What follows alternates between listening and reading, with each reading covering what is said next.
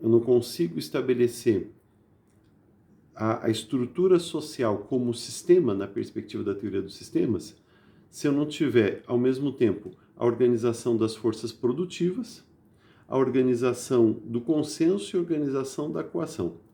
A organização das forças produtivas diz respeito a exatamente isso, ou seja, a um conjunto de procedimentos, de meios, de recursos através dos quais vão se estabelecendo estruturas econômicas de organização da vida coletiva.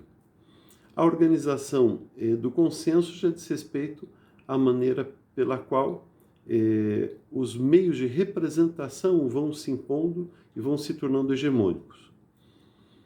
Ou seja, a maneira pela qual as pessoas vão se convencendo do caráter necessário de determinados padrões de organização das interações humanas.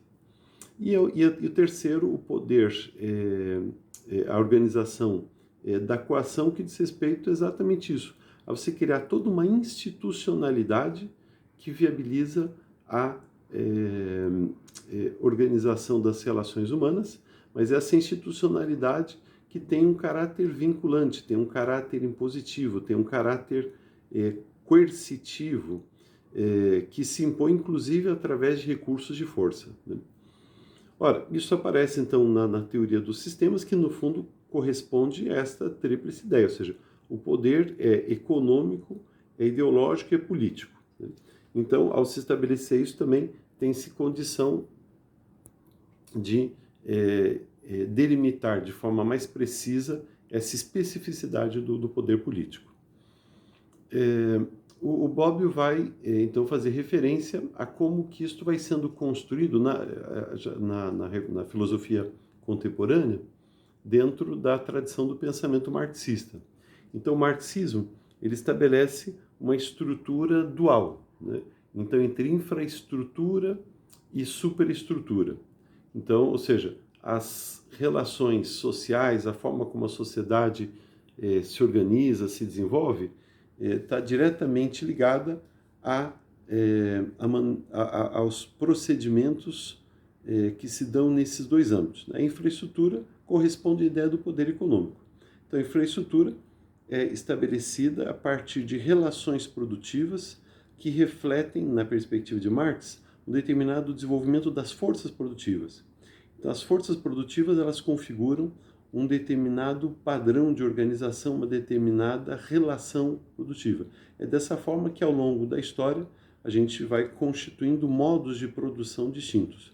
Então, o modo de produção asiático, o modo de produção feudal, o modo de produção escravocrata, o modo de produção capitalista, o modo de produção socialista, o modo de produção comunista, na perspectiva de Marx, estão diretamente ligados ao desenvolvimento das forças produtivas que vão formatando relações de produção, poder econômico. A diferença é que Marx ele vai agrupar o poder ideológico e o poder político como, digamos assim, decorrências da natureza e da maneira pela qual se organiza o poder econômico. Então, o poder político e o poder ideológico, eles espelham e, ao mesmo tempo, reproduzem os padrões de produção econômica. Então, é nesse aspecto que, na perspectiva de Marx, você vai criando para o estabelecimento de relações produtivas de caráter classista, ou seja, na medida que você tenha uma conflitividade, uma contradição entre as classes sociais em torno do processo produtivo, esse processo produtivo, na medida que ele tem um caráter exploratório, um caráter de exploração, de dominação, de alienação, ele, para se impor, ele tem que produzir, essa infraestrutura tem que produzir uma superestrutura de natureza política e ideológica.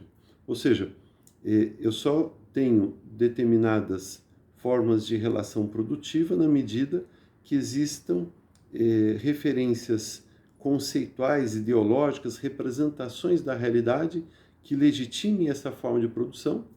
E quando esses aparelhos ideológicos não desempenham adequadamente essa função de manutenção das relações produtivas, entram em jogo os aparelhos repressivos.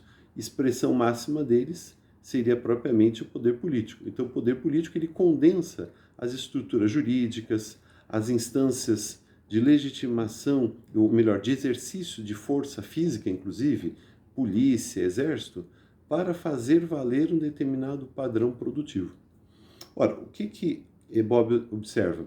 Marx conseguiu localizar também, digamos, né, esta tríplice distinção ao poder econômico, que está diretamente ligado às relações de produção, desenvolvimento das forças produtivas, ao poder ideológico que legitima essas relações produtivas, esse padrão de estruturação na relação entre as classes, relação de dominação e de exploração, e ao poder político que cria todo um arcabouço institucional de caráter coercitivo que obriga aqueles que estão submetidos a essa relação de dominação e de exploração a permanecerem nessa condição.